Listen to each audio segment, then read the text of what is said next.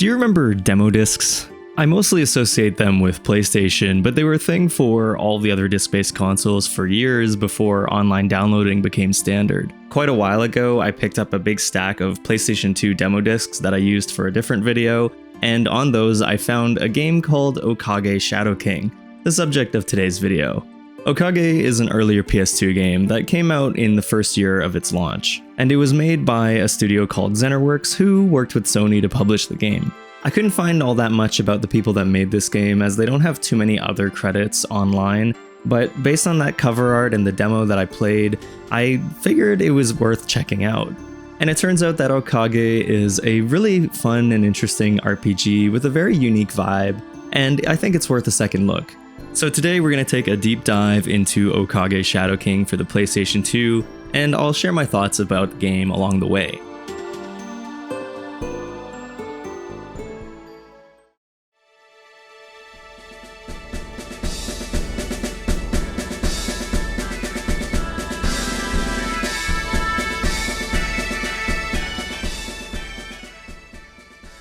The idle video that plays when you leave the main menu sets the tone. A strange moonlit carnival with a cavalcade of mysterious creatures of all sorts of shapes and sizes. Starting the game off, you're introduced to a boy named Ari who lives near a village named Tennel with his family. This story starts with an ordinary conversation of an ordinary family. The town is preparing for a traveling circus to arrive, so you spend some time running errands and talking to the various villagers, who immediately stood out to me. The character designs are certainly fun to look at here, and this early on, all of them already have a very strange, unique quality to them. I also like the way you have a surprising amount of camera control that makes each building almost feel like a diorama.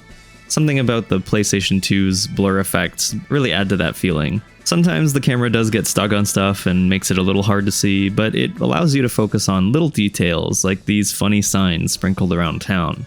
Later that night, Ari gets held back by his dad, who talks to him about some nonsense, and he ends up missing the circus. But just as he's walking home, he runs into his sister Annie, who's being attacked by a ghost. She falls under some sort of spell and is cursed to speak Pig Latin. Their father brings them into the basement, though, to tell them that he has a potential solution, to call upon the magic of a mysterious bottle that he discovered. Inside the bottle lies the evil king Stan, the reincarnation of the great evil king Goma. He and his servant James hold a contest between the family to see which of them would make a suitable servant, which turns out to be Ari. Despite the blessings of his family, somehow the boy could not share their warm sentiments. A deal's a deal, and in exchange for his shadow hosting Stan, he uses his evil powers to cure Annie's curse, but in doing so, accidentally turns her shadow pink.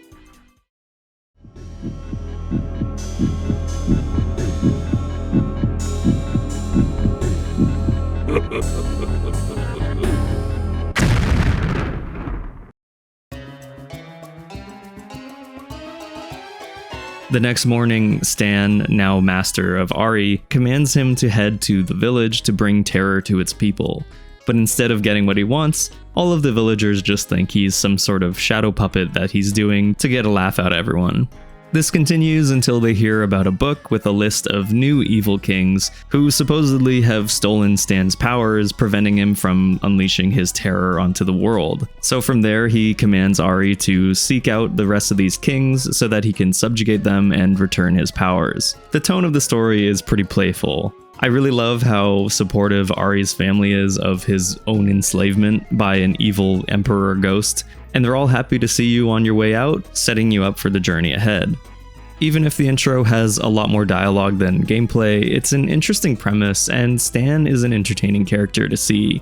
Ari feels a bit more like your standard JRPG main character, though he is identified as an ordinary boy by the story itself. His appeal comes more from the interactions he has with the rest of the wacky characters.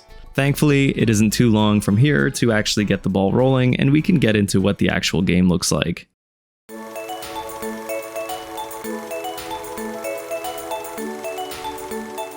Not long after leaving Tennel behind, Ari and Stan run into some ghosts that have cropped up along the path to the next city. Just as they're surrounded, a hero with a parasol gives him the sword to defend himself with, much better than the stick he was using earlier.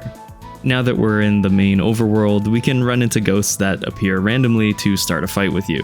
Ghosts are the main type of enemy you fight in Okage, but they aren't all the generic ones that you might think of, and take on all sorts of different forms. A lot like the people you meet, the ghosts also have a unique look to them. They're depicted as these really colorful, abstracted animals often, and some of the later ones are also pretty cool to look at.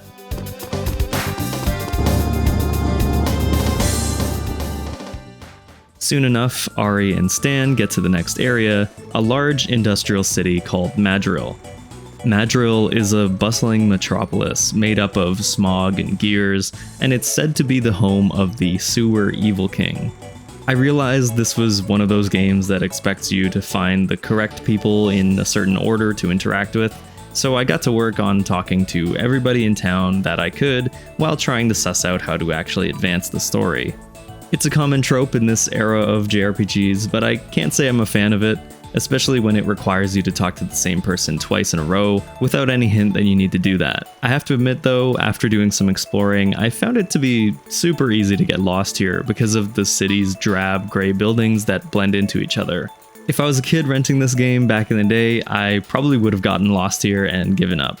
We've tried nothing and we're all out of ideas. All this walking back and forth looking for the right people to talk to gave me a little chance to appreciate Ari's silly little walk cycle though. I love how his limbs move but his body doesn't. Characters in Okage often just look like puppets to me, or at the very least like stop motion dolls. All of the talking leads to Ari getting involved in some gangs of kids and the local Heroes Guild. Something about a stolen cat, and that pink parasol lady shows up again. Her name is Rosalind, and she happens to be looking for the Evil King herself as she's a hero. Humans and heroes, evil kings and ghosts are almost like just the two main factions of the world in Okage, though you don't really get an idea of how it all is meant to actually play out. Without revealing Ari and Stan's true motivations behind fighting the Evil King, the two of them pair up and head into the sewers together, leading to the game's first boss.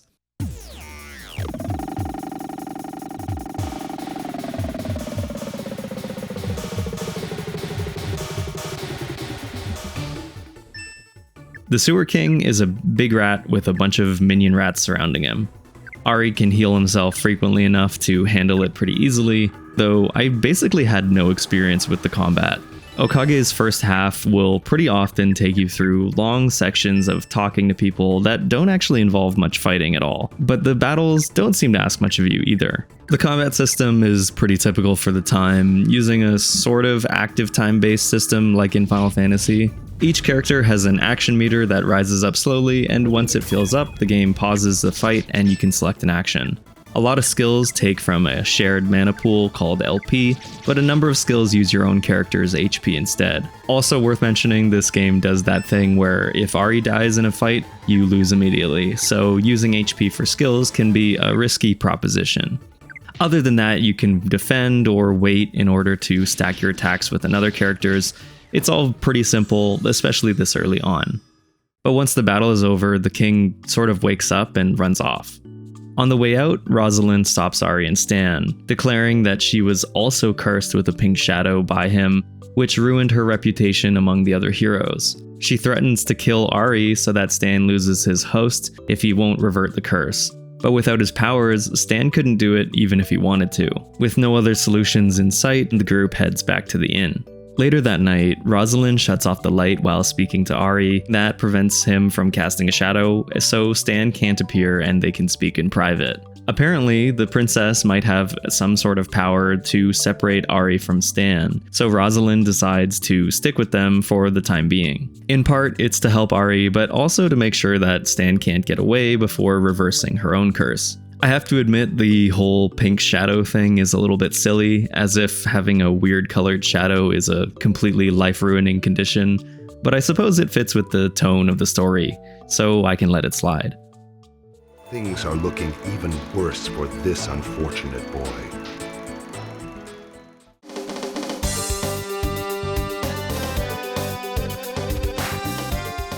We finally have our second party member, but not a moment after, the gang runs into Kissling, a ghost researcher, mad scientist type guy who's fascinated in joining Rosalind. He wants to see her interact with the ghosts, and her supposed bad luck makes her a ghost magnet. Stan doesn't seem to like him, so she invites him to come along, giving us a third party member and a full team. For now, Ari is the only party member that can heal, but he's also the most well-rounded, with a strong power-up move and a good variety of tools. Rosalind is pretty strong herself, with decent raw stats and some skills that buff up her defense or buff the defense of her team. On the other hand, Kisling seems a little weak. He can use a skill to absorb LP from enemies, but it doesn't really take much at all at a time, and for a while he can't really do anything else. Later, he learned some skills that increase the speed of your action meter, but I also found the benefits of those to be hard to notice. Stan will also get involved every once in a while in combat. He can perform a handful of really strong attacks, though I'm not sure what the circumstances are that cause him to do so. Sometimes before overworld encounters, he'll stop you to ask a few questions, which I think has some impact on his performance, but I couldn't really tell.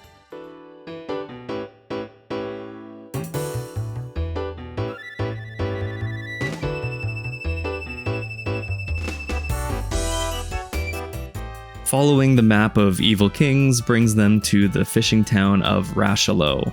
Rashello? I got the message carrying bottle at the lighthouse in Rashello. Following the map of Evil Kings brings them to the fishing town of Rashello, where the princess is meant to be making an appearance. Princess Marlene is visiting to perform a ceremony at the aquatic ruins off the coast. Once she makes her way there though, the Evil King appears and says that he's holding her hostage there. So it's time to go to the ruins, not only to save the princess, but reclaim the power from the next Evil King. The aquatic ruins are the first actual dungeon in the game, almost 4 hours into the runtime. These follow a traditional format that you might expect, finding treasure chests, exploring the mazes, and finding an exit to the boss room. Every dungeon has you defeating these urn ghosts to activate doors to proceed, though sometimes they mix it up with other puzzles as well. I can't say the dungeons are amazing, but they're serviceable if not a little bit monotonous. Managing the limited LP resources that you have can be somewhat challenging, but there are usually healing/save stations located at the entrance of every dungeon, so it never gets too punishing if you're willing to run back up to reset. Once the Evil King here has been dealt with, they manage to bring the Princess Marlene back to safety.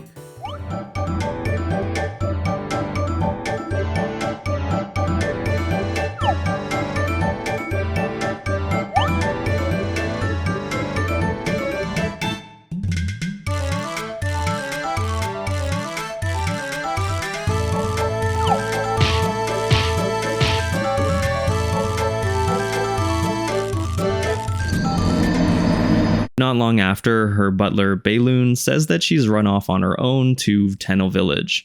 So it's a short hike back to Ari's hometown to figure out what the princess is up to. Once you get there, Marlene says that she's tired of the same old routine and has been enjoying the simple life with Ari's family. She chooses to accompany you as you subjugate the remaining Evil Kings. She's a nice addition to the cast, though I was a little disappointed to find out that she never joins you as a party member. That makes Ari not only a slave to Stan, but servant to Marlene as well. The kid is constantly told what to do by random people throughout the story, but I did like that you can always chip in with a few lines, usually to some comedic effect. You can suck up to the princess immediately and just ignore Stan, who begins to almost appear apologetic about mistreating Ari.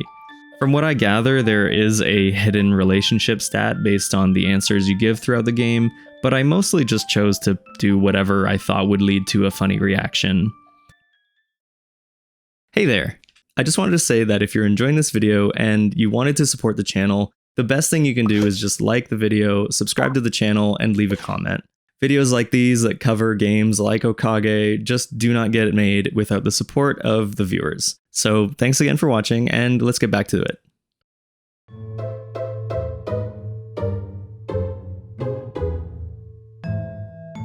The front of the game was pretty light on dungeons and combat, but this chapter and the ones that follow it are almost entirely back-to-back dungeon crawling.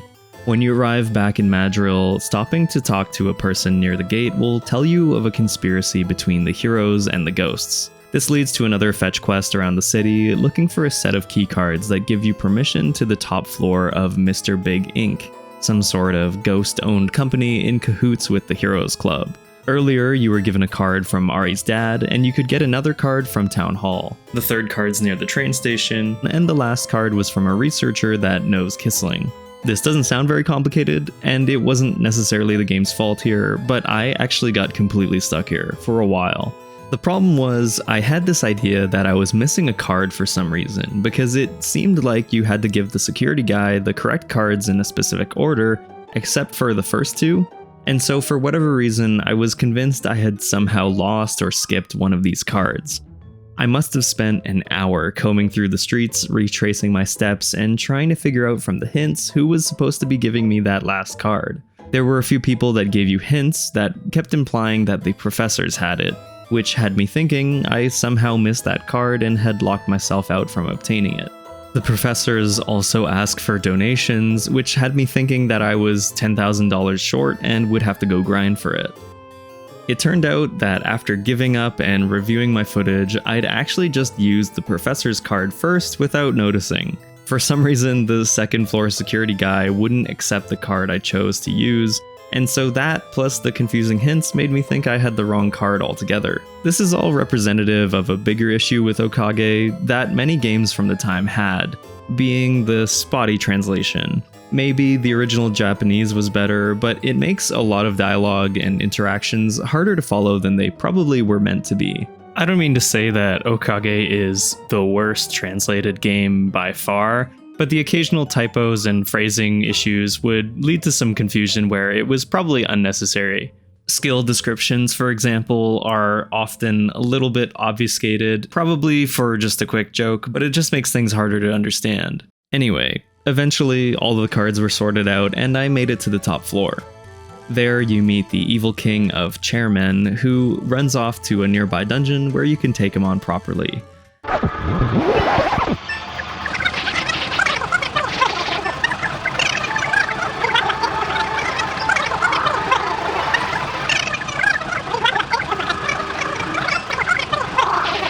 After that's done, it was finally time to head to the new, snowy overworld map, but not before this bull guy drags you back to a previous area and another dungeon. The Bull King was simple enough. Like most of the bosses in the game, they don't actually ask that much of you and can be cleared with minimal grinding. After that fight though, he regains consciousness like the rest of the evil kings, but instead of running off, he decides to join you.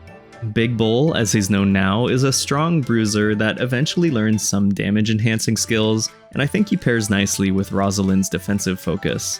Okage is one of those JRPGs where the main character is just leagues more powerful than the others, and for a while now Ari has begun to outclass his peers. Big Bull can still throw out some big numbers from time to time though, so he was easily subbed in to replace Kissling, who at this point still didn't seem to have much to offer.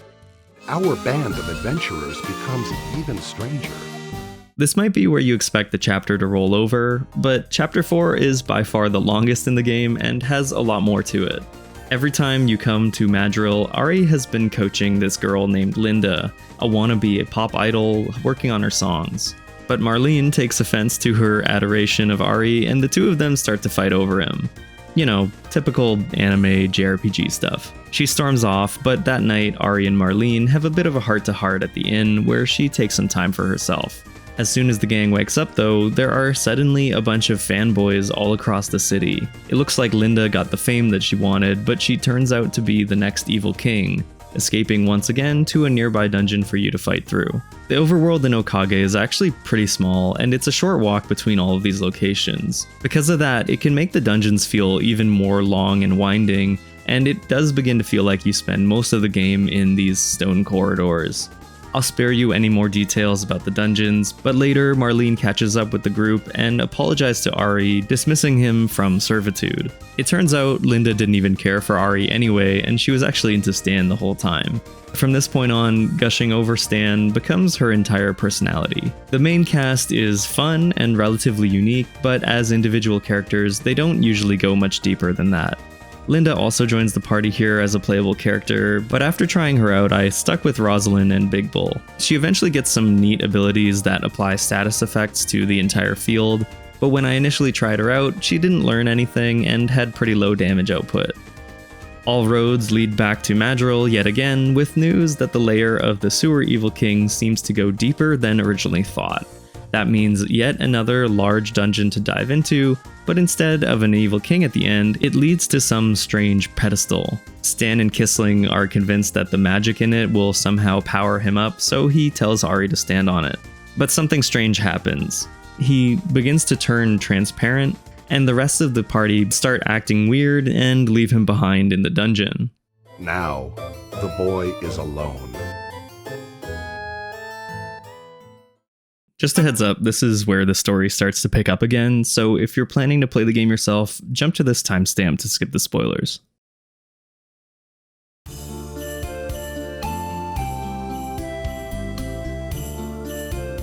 Coming back out of the sewer dungeon, Ari spots a strange floating guy, the Phantom Evil King. He's thinking out loud about a circus evil king, but quickly vanishes. There aren't any real leads as to what to do at this point, but it's a pretty neat little segment of the game.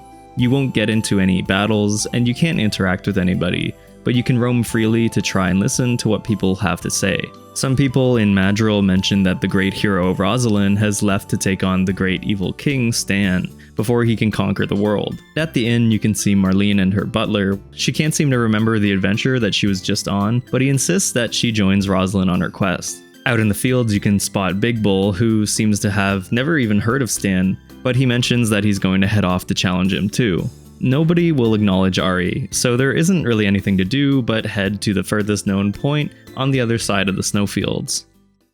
Once you get there, you find a gated-off city where a woman named Katie tells you that the area known as Triste is home to people that are no longer noticed, a sanctuary for the disregarded, as she says. Triste is one of the more detailed locations in the game.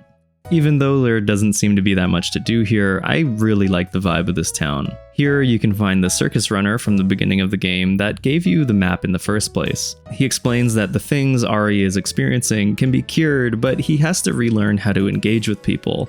From there you head outside of Triste and have conversations with as many other people as you can, and eventually Ari will return to his opaque self. This whole process is a little tedious, but the concept is a lot of fun. It's cool to see the world as if Ari never existed in it, and see the whole party just doing what they would normally do. Once enough people have been talked to though, you can return to the circus guy and he can put things back to the way they were. Stan reappears immediately in Ari's shadow, but he can't tell why any of this was happening. The Phantom Evil King shows up again though, and mentions that the Circus Evil King shouldn't have intervened with the scenario. The world was supposed to forget about Ari here, and by changing the roles, he's traitorous to the evil kings. The two run off before any real answers are found, and so all that Ari and Stan can do is head back to pick up the rest of the team.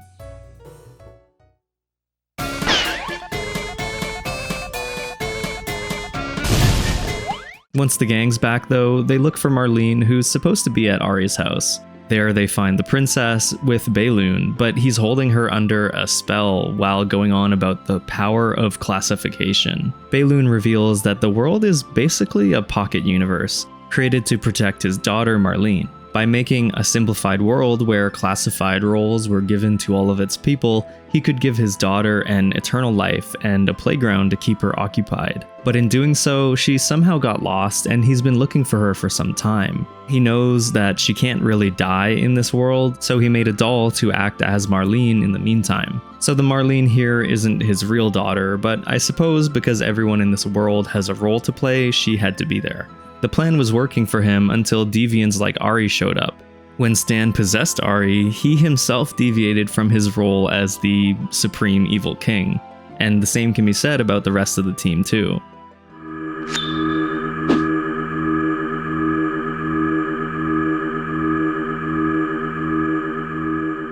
Before he leaves, Balloon removes the soul inside the Marlene that they know, leaving her as an empty doll as he heads to the World Library, a place at the edge of the universe, intending to make a new Marlene and reset the entire world. I was really surprised to see this twist, and I think it's one that really works with the overall style of the game too. I felt like the characters looked a little bit like puppets earlier, and to find out that in a way they all sort of are, made for a cool reveal.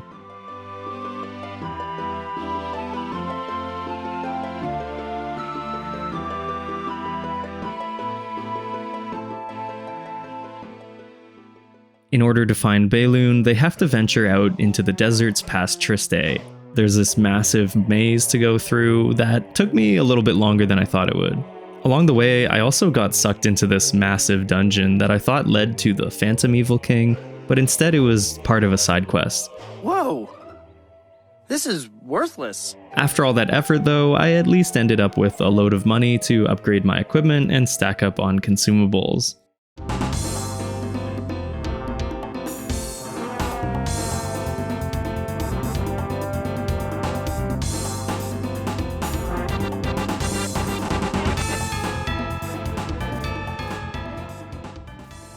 At this point in the game, combat is pretty much solved. It never really got more complicated than it was in the beginning, but at least now there's some variety in abilities to use. My go-to strategy was to stack all of the buffs I had from Rosalind and the Bull onto Ari, who could use that with his overdrive ability to swing at enemies for a bunch of damage. Handling the limited LP never really got any better, but as money became more available, I realized it was actually easier to just buy a bunch of these healing nut items and just gobble those up. I respect what they were going for with the combat, but I think it's just a little too simple for my taste. Most encounters boil down to smacking enemies back and forth with simple attacks because taking advantage of the elemental weaknesses made for very little in terms of extra damage. For what it's worth, I think the main appeal of the game was never really the battling, but by the second half of the game, you do end up spending a lot of time smacking urns.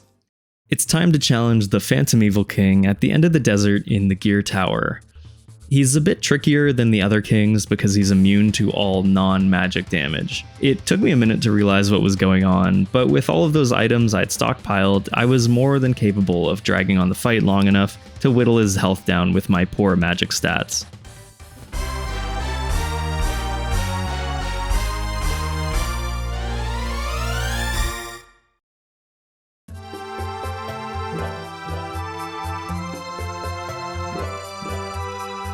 Taking the portal from the Evil King's tower, you end up in a mysterious floating village known as Highland.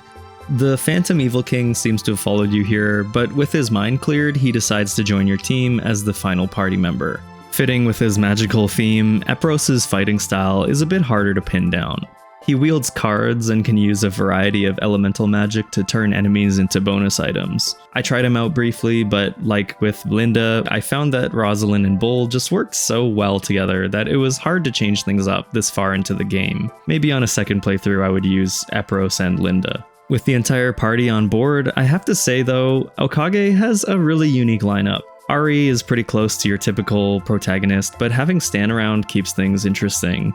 And at the same time, Rosalind and Kissling feel like odd twists on the archetypes you might expect. I was surprised that all the teammates you recruit after that were former Evil Kings though. Big Bull, Linda, and Epros make for some unusual additions.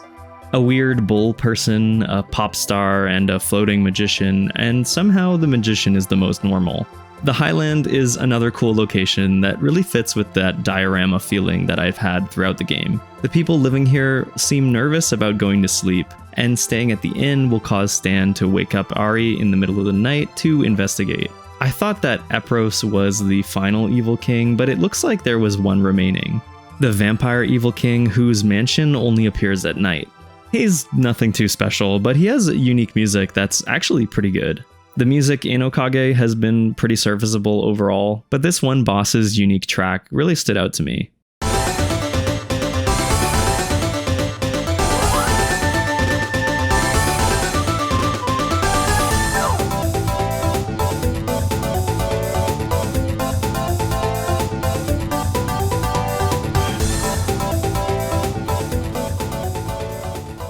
Once the Vampire King is taken care of, Stan finds that the full extent of his power has yet to return.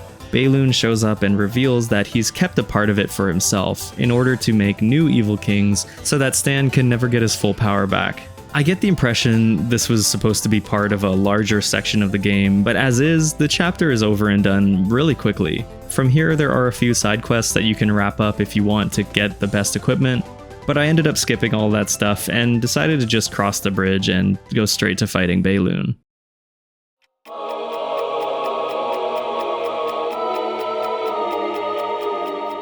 At the edge of the world, past the Highlands, lies the World Library.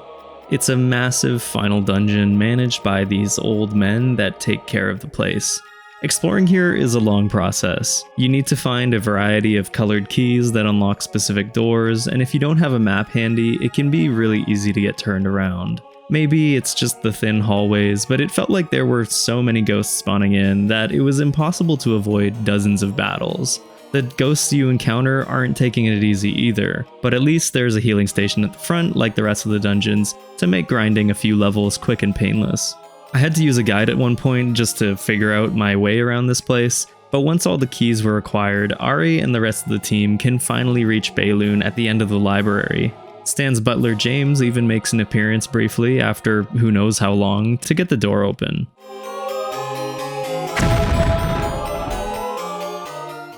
Inside Bayloon's lair, he uses the power of classification to trap Stan and Rosalind in an infinite battle, returning Stan to his true form in the process. I ended up just standing across from the two of them without any clue as to what to do, but you have to dig out a voice recorder from your inventory that I didn't even remember getting. It reminds the two of them about who they were, and they turn their focus to the real threat.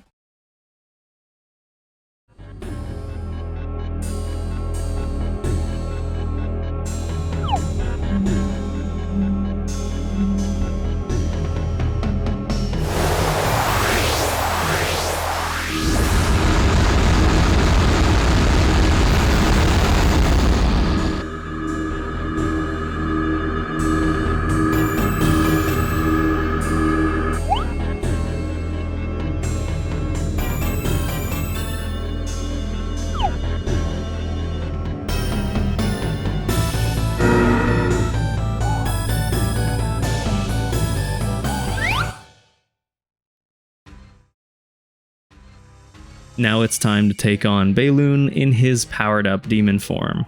Maybe I was a little over-leveled from all the ghosts in the library, but the final battle actually isn't that hard at all. Ari has had this decoy skill that forces enemies to focus their attacks onto him pretty much since the beginning of the game. I think that it's intended to be used for leveling up characters that have fallen behind in experience, but you can use it here to force him to waste his time hitting Ari. He couldn't knock his health down faster than I could get the others to heal him. At this point, I had so many nuts stored up that I could just have the other two constantly healing Ari so that he could just never be killed. Stan would jump in once in a while as well, back in his ghost form for whatever reason, to add some much appreciated damage, rinse and repeat for a while, and the final boss was over in no time.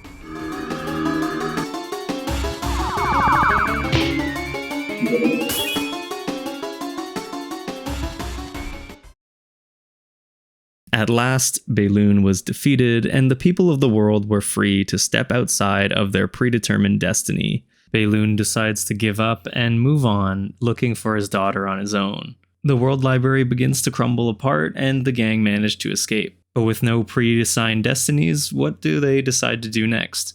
Stan, of course, leaves with James to continue doing what he loves, with Rosalind not too far behind. And everybody else moves on to pretty much do whatever they were up to before. That leaves Ari, who makes his way back home to Tenel, but when he gets there, he finds a certain someone waiting for him.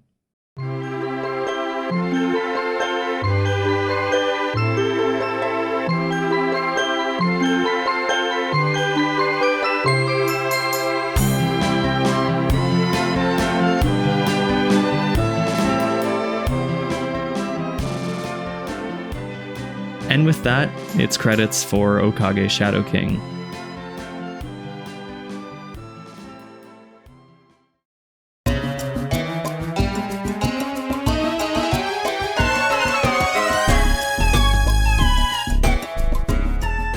I don't really know what I expected when I picked up Okage Shadow King and tried to get into it, but I imagined it was a little different than your typical JRPG, and in a lot of ways it was. I have to admit that the gameplay left some things to be desired, and the content of the game is a little bit limited, but I still had fun with it. The look of the game, the characters, and the story are pretty unusual for the time, and they are the main draw here. But if the game had a little bit better combat to really glue that experience together, I think it could have been something really special. It's worth mentioning that the game is also on a console that's pretty stacked when it comes to RPGs, and it happened to release around the same time as a little known game called Final Fantasy X. I almost feel bad for this quirky little hidden gem having to go against a behemoth like that, but you know, that's just how things go sometimes. Still, I imagine that the people that did play Okage and gave it a chance found something to hold on to in the game's strange and charming world. Would I recommend it over a dozen other PS2 RPGs? Probably not. But it's one that falls into a pretty comfortable rhythm and has enough of an identity that I think it's neat and interesting to look back on. I think the game also did get a port to PlayStation 4 as a digital-only release, so if it does appeal to you, I think it's worth taking a look at. I hope you enjoyed watching this video, and if you made it all the way to the end here, let me know down below. Of course, liking and subscribing is also appreciated if you do those too. But that's all I've got, so take care, and I'll see you in the next one.